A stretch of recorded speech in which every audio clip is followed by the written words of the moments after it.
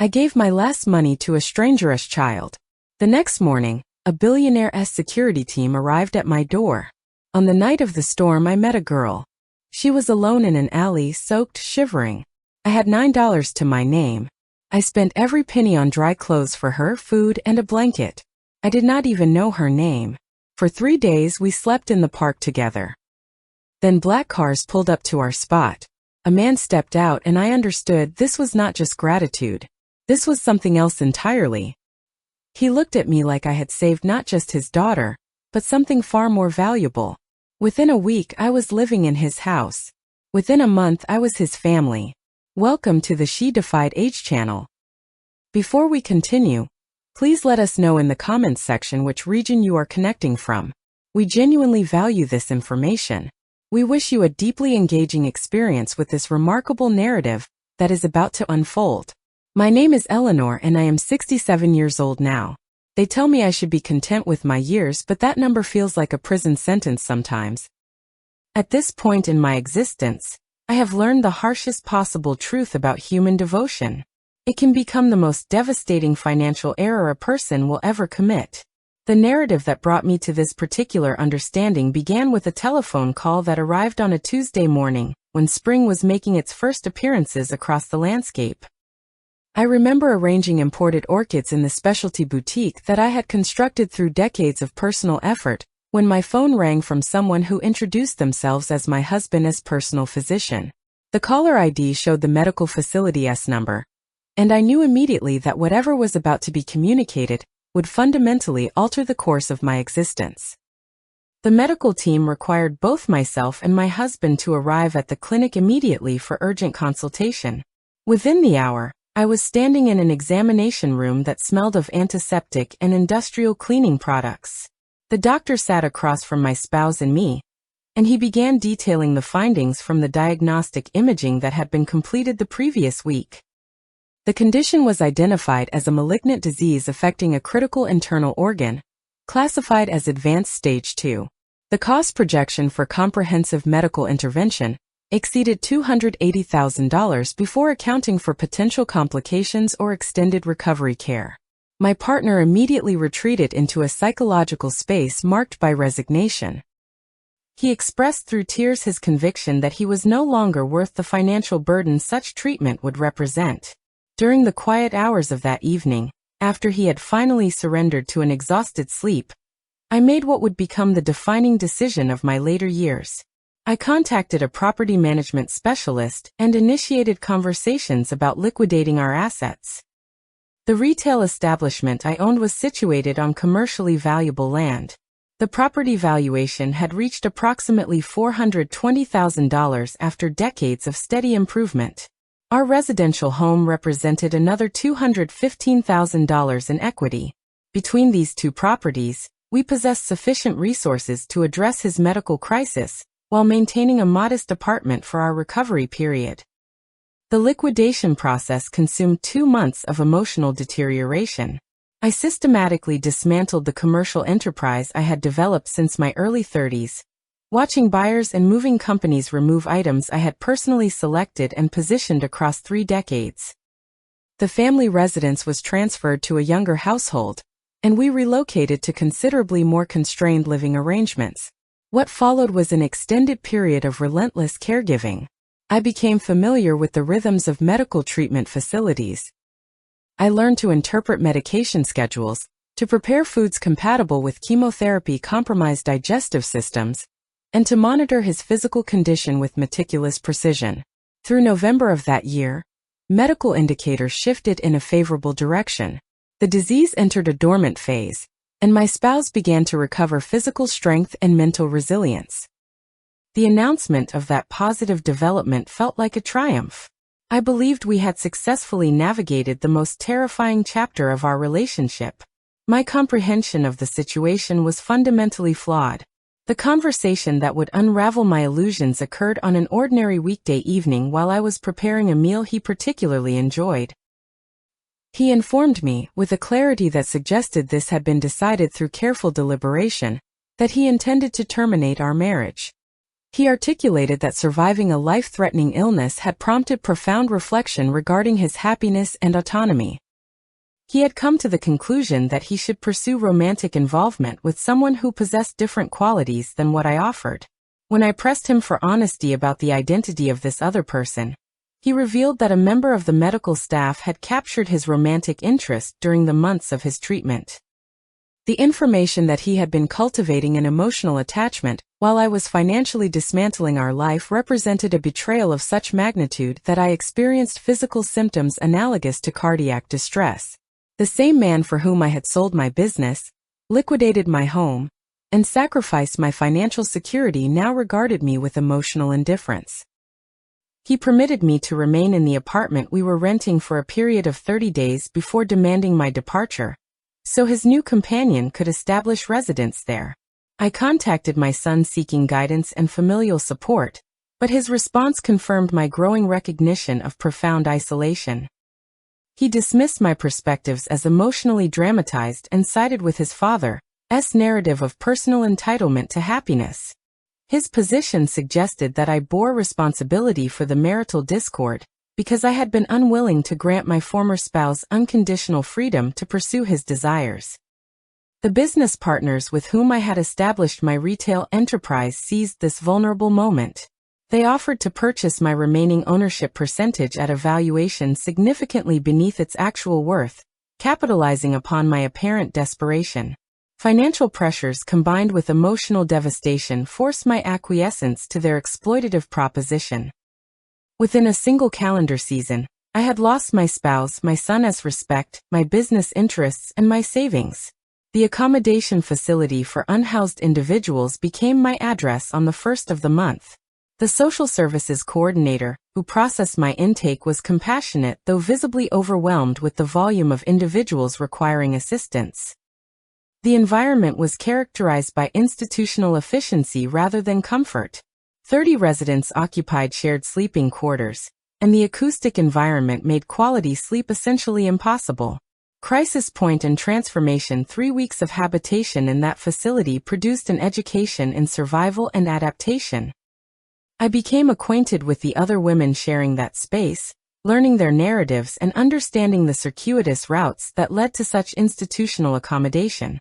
One afternoon, while contemplating my situation with increasing desperation, I realized I was experiencing the early warning signals of a medical episode related to cardiovascular pressure imbalance. My pharmaceutical regimen required daily administration to prevent potential catastrophic health events, but I had neglected to consume the medication that morning due to the intake procedures at the medical clinic. I calculated that I possessed $9.17 of currency from my limited resources, and I required both meals and additional resources before I could safely consume the pharmaceutical intervention. The meteorological forecast suggested a severe weather phenomenon was approaching the region. I ventured into the adverse atmospheric conditions to acquire necessary provisions. The corner establishment near the facility was populated by the elderly proprietor and a solitary customer. I procured a prepared protein-based sandwich and a container of protein beverage, calculating the monetary cost. The total approximated $5.12, which presented modest resources for the following day.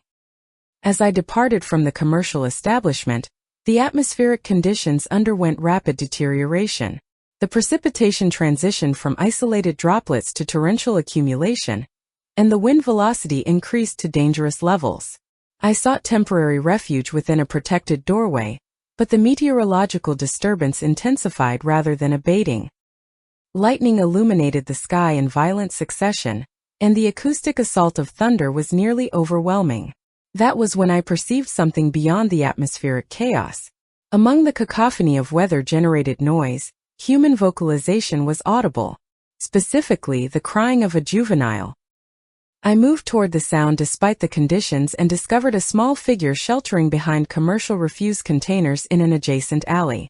The child appeared to be approximately 8 years old, and she was exhibiting symptoms of severe hypothermia from prolonged exposure to frigid, wet conditions. The girl provided her designation as Margaret and indicated she had been separated from her paternal guardian since the previous day, perhaps earlier. Her clothing represented expensive retail merchandise that had been rendered ineffective by moisture. I removed my inadequate jacket and positioned it around her small form, instructing her to maintain physical contact as we navigated toward available shelter. The convenience store became our refuge, and the attendant permitted us to remain inside without protest, even providing hot beverages without charging payment. I utilized the financial resources available to me to secure warm clothing items, consumables, and protection from the environment for the child. When my finances were nearly exhausted, I made a decision that I would later understand had redirected the entire trajectory of my remaining existence. I removed the monetary reserve that I had been preserving for genuine catastrophic scenarios, currency that I had intended to protect at all costs. Using this final security resource, I ensured that the child had adequate nourishment and protection. The financial mathematics were straightforward. After investing in Margaret's welfare, my liquid capital was reduced to negligible quantities. We spent the evening hours in a municipal recreational area, where the child guided me to a covered structure that provided minimal protection from the continuing atmospheric assault. The following morning brought improved weather conditions, and Margaret disclosed additional details about her circumstances that troubled me considerably. She revealed that individuals had attempted to secure her custody through deceptive means, representing false familial connections and fabricating scenarios to persuade her to leave the educational facility where she attended classes. Margaret had managed to escape these individuals through courageous action and had been surviving in urban environments for multiple consecutive days. She resisted any suggestion to involve law enforcement, expressing fear that doing so would result in harm to her paternal figure. Despite the complicating factors, I recognized that this child possessed genuine requirements for professional intervention and maternal-type care, neither of which I could adequately provide within my compromised circumstances. Over the subsequent 72 hours, Margaret and I established a precarious existence pattern. We inhabited the convenience store during commercial hours, resided in the municipal park structure during evening periods, and subsisted on minimal quantities of affordable consumables. During this period, Margaret disclosed fragmentary information regarding her domestic circumstances. She described a residence of substantial proportions, multiple bedrooms exceeding the quantity of fingers on both hands combined, equestrian facilities, and recreational amenities suggestive of considerable material wealth. Her description of her paternal figure suggested professional importance and significant financial capacity. When I subsequently perceived that we were being followed by individuals operating a motorized vehicle with obscured windows, I recognized that the situation had elevated to a crisis magnitude. We attempted to reach a location with increased human occupancy and protective mechanisms, but we were intercepted by multiple vehicles and professionally attired individuals. The person who emerged from the primary vehicle introduced himself as affiliated with official governmental security protocols. He identified the child by her formal nomenclature and expressed that her paternal guardian had been conducting an intensive search operation. Within moments, a vehicle of extraordinary luxury design arrived at our location. A man emerged from this vehicle, and his presence commanded attention through the simple force of his bearing and professional deportment. The reunion between the child and her father expressed profound emotion. The man, who introduced himself as possessing the surname equivalent to the family's official name, demonstrated obvious gratitude for my intervention. He requested that I accompany them to their residential property, citing both the child's emotional attachment to my presence and the possibility that I might be at risk from individuals who had observed our association with his daughter. The estate and new existence, the residential compound existing beyond secured perimeter barriers, was a structure of palatial proportions. The exterior architecture suggested European influences, and the landscaped environment surrounding the principal residence covered territories equivalent to dozens of conventional residential lots. The interior accommodations assigned to me for temporary occupancy exceeded the total square footage of multiple apartments I had previously inhabited. A member of the household staff, identifying herself as Elizabeth and presenting herself as the administrative coordinator for domestic operations, provided me with garments of obviously expensive manufacture. The attire had been selected with seemingly impossible accuracy regarding my physical dimensions. The accommodation included facilities for personal hygiene that transformed the experience into something approaching spiritual restoration. That evening, the proprietor of the estate, Marcus, requested a conversation in his private study. The decor of this space reflected traditional concepts of professional power and intellectual significance, featuring bound literature volumes, polished wooden furnishings, and architectural elements suggesting centuries of accumulated value. Marcus disclosed that he had conducted a comprehensive investigation into my background, financial history, and personal circumstances. He possessed detailed knowledge of my sacrifices, the abandonment I had experienced, and the systematic dismantling of my security and stability. The awareness that my intimate failures had been documented by unfamiliar individuals produced discomfort and vulnerability. Marcus then articulated an employment proposal. He sought an individual to provide consistent, emotionally intelligent companionship for his juvenile daughter. The position would include residential accommodation at his estate, substantial financial compensation at the annual rate of $200,000, and additional resources for any requirements the child might necessitate. The proposal included a signing bonus equivalent to $50,000. The financial parameters exceeded anything I could reasonably have anticipated.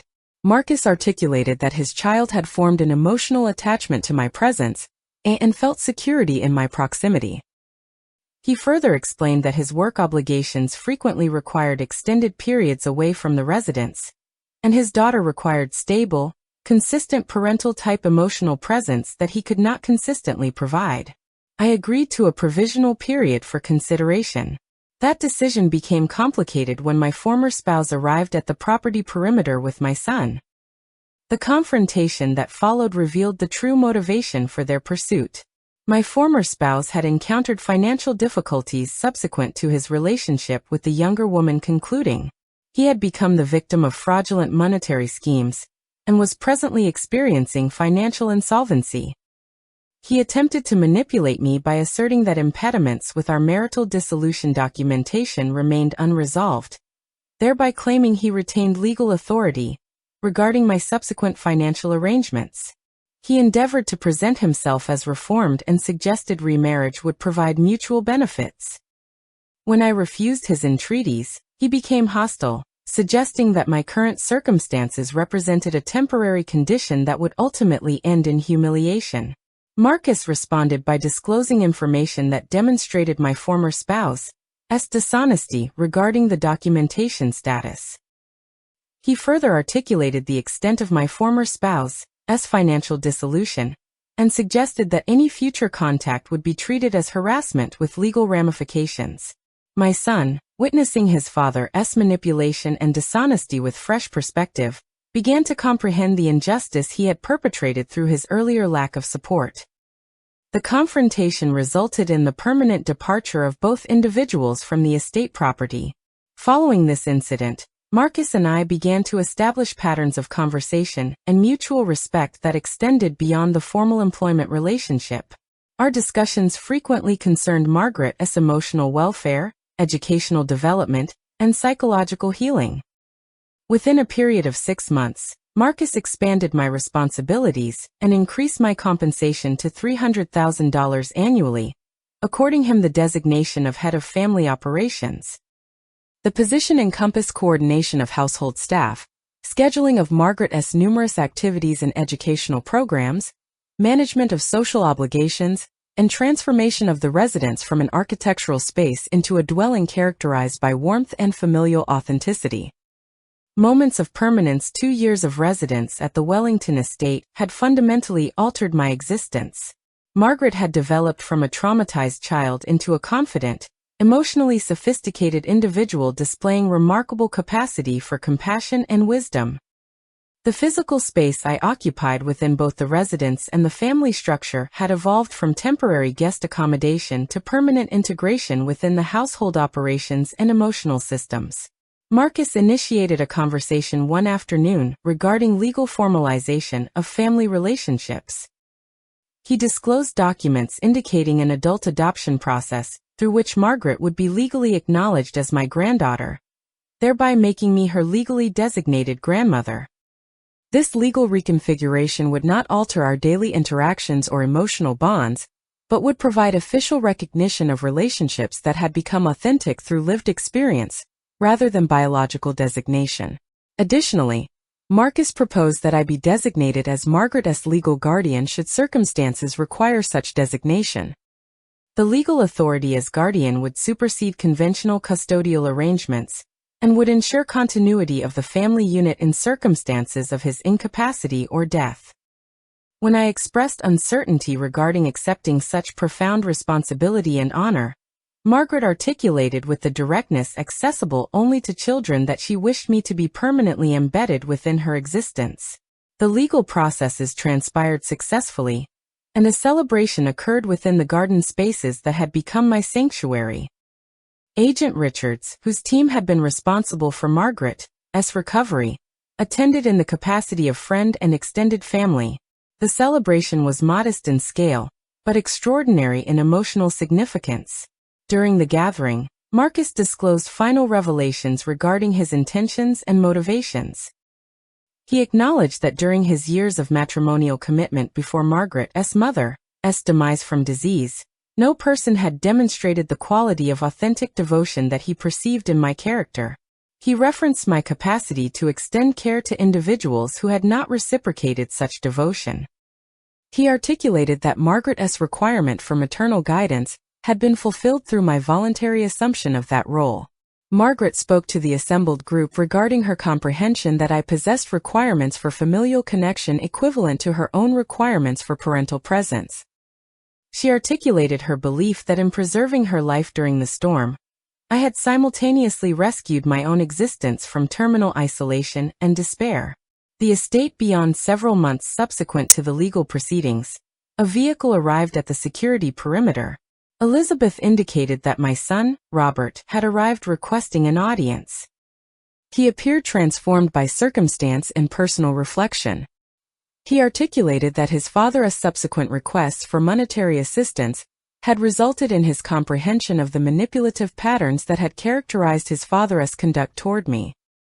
He distributed to me a photographic image that should have been bestowed upon me years previously during a celebratory occasion.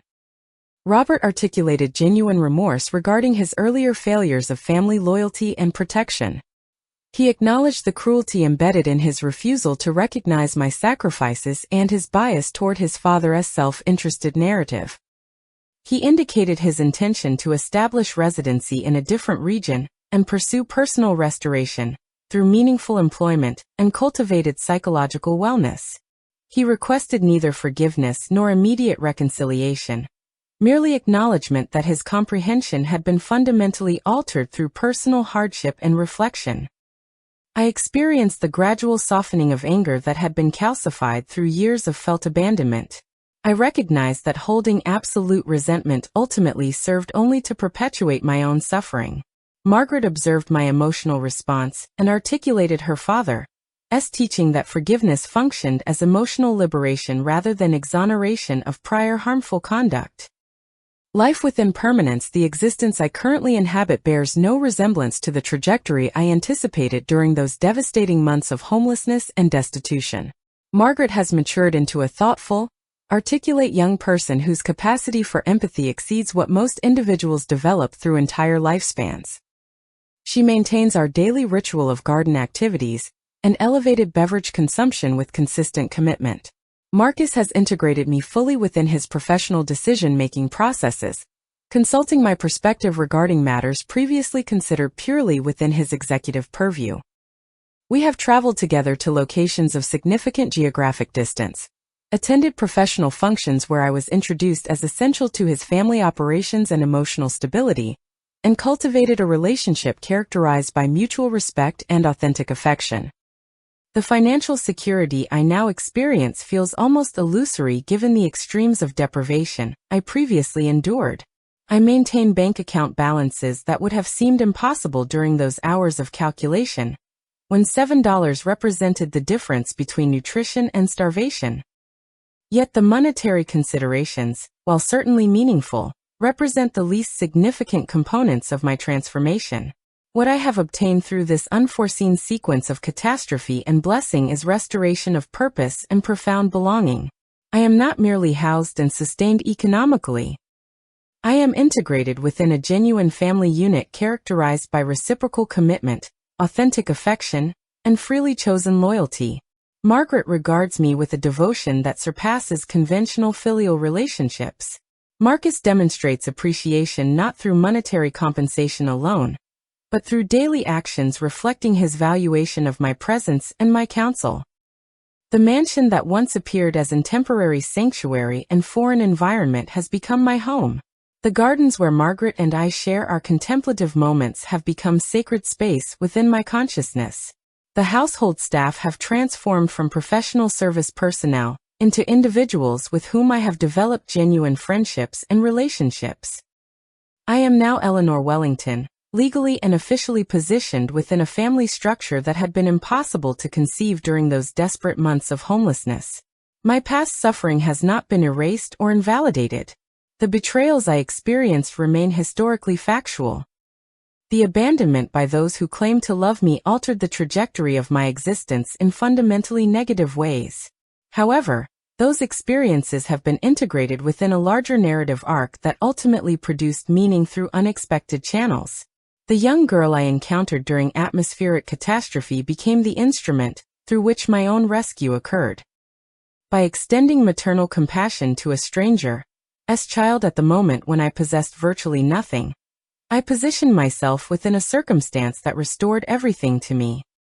The gratitude I expressed during those moments of preservation was not calculated or motivated by anticipation of reward. Yet reward came nonetheless through mechanisms that transcended conventional cause and consequence. This narrative arc might appear coincidental to external observers, yet I have come to understand that such coincidence frequently represents the manifestation of profound universal principles. When we extend authentic compassion without expectation of reciprocation, when we provide succor to others despite our own deprivation, when we maintain our capacity for empathy despite experiences that would justify emotional hardening, we plant seeds whose flowering we may never ourselves witness, yet which inevitably produce harvest. The question I frequently contemplate is whether I would knowingly choose this same path if provided advance knowledge of the suffering that would precede the blessing. Would I refuse to give the child my final resources if I understood the pain that preceded that moment? Would I decline to risk my remaining security for the sake of another's safety? The honest response is that I genuinely cannot determine what choice my earlier self would have made. What I understand with absolute clarity is that the woman who survives the decision to sacrifice everything, and who subsequently discovers that sacrifice transforms into abundance, has been fundamentally reconstructed by that experience. I am not the same Eleanor who once believed security could be obtained through devotion to individuals incapable of reciprocating that devotion. I am not the broken woman who believed her existence had concluded in a shelter surrounded by institutional sadness. I am instead an individual who has learned through direct experience that second chapters of existence are possible regardless of how devastated the first chapter became. I have witnessed firsthand that individuals who demonstrate capacity for authentic compassion in moments of extremity subsequently attract equivalent compassion from the universe and from other human beings. I have learned that family is created through consistent choice to be present, to care, to support, to love, not through biological designation or legal contractual obligation. Margaret frequently references something Marcus taught her regarding the nature of guardian entities. He explained that these protective presences did not arrive only to rescue the vulnerable, but simultaneously to rescue themselves through the act of extension of care. They came to save both themselves and those they protected through the cultivation of authentic connection and reciprocal devotion. I have come to embrace the concept that upon that terrible evening when I discovered a frightened child isolated in the storm, I was simultaneously discovering myself. The act of preservation that I assumed involved only protecting an external individual actually constituted the mechanism through which my own preservation occurred. I saved her, and in doing so, I saved myself from a trajectory that would have led only toward further deterioration and ultimate erasure. Conclusion and reflection. Standing within the gardens of the Wellington estate as evening approaches and the chrysanthemums emit their subtle fragrance, I contemplate the extraordinary distance I have traveled from those nights of institutional accommodation and deprivation. Margaret is presently engaged in her equestrian practice with intense concentration, and Marcus is communicating via distance technology with colleagues regarding professional obligations. The life I inhabit now contains elements of luxury and security that would have seemed incomprehensible during my deepest crisis. Yet the profound wealth of my current existence is not measurable in conventional monetary terms, or in the square footage of residential accommodations, or in the material accumulation surrounding me. The actual treasure of my present existence is composed of daily moments of connection, the knowledge that my presence matters to other individuals, the certainty that if catastrophe occurred tomorrow, I would not face it in isolation and destitution. I am no longer a woman who sacrificed everything for individuals incapable of appreciating such sacrifice. I am a woman who invested genuine emotional and financial resources in a stranger's child, and who discovered through that investment a family that reciprocates my commitment infinitely. I am a woman who has learned that second beginnings are possible, that restoration of purpose and belonging can occur even after complete systemic collapse of security, and that the universe contains mechanisms of justice and restoration that operate according to principles extending beyond human understanding. The question I pose to those who receive and process this narrative concerns their own capacity for compassion in circumstances of personal deprivation. What would they choose if positioned within my situation? Would they allocate final resources toward a stranger, as child? Would they invest emotional energy in the protection of someone unrelated by blood or legal obligation? Would they demonstrate maternal care toward a vulnerable individual in a circumstance where such care offered no apparent benefit to their own existence? I have come to understand that the answer to such questions determines the trajectory of one's remaining existence. That I chose compassion, however unintentionally, positioned me within a circumstance that ultimately provided restoration beyond anything I could have anticipated. I am grateful for that consequence, and I am grateful for the individuals who received that compassion with appreciation and reciprocated it through genuine familial integration and permanent belonging. My life has been fundamentally transformed through the convergence of catastrophe, compassion, and consequence. I am Eleanor Wellington, and my story continues to unfold within the gardens and halls of this magnificent estate, surrounded by individuals who have chosen me with the same finality that I chose to protect a stranger's child through a violent storm on an evening when I possessed nothing but the capacity to care.